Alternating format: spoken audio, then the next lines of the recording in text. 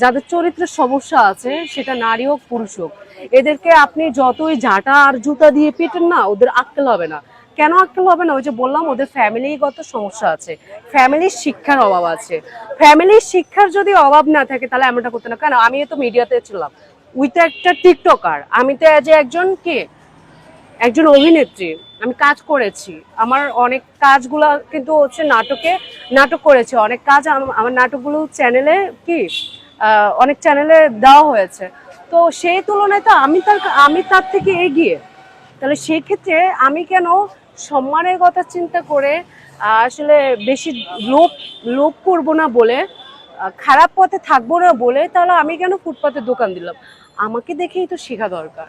তো এরা আসলে কি, এদের বললাম এদের ফ্যামিলির সমস্যা। এরা হচ্ছে ওই যে রাস্তার বুস্কি বলে, বুস্কি। যেমন ওই যে বললাম না, আমি একটা কথা সবসময় বলি যে পতিতাদের একটা কি ধর্ম আছে। পতিতারা কি করে, একটা পর্যায়ে তুমি যদি পতিতাকে আশ্রয় দাও না, সে কিন্তু পদ্মা করবে।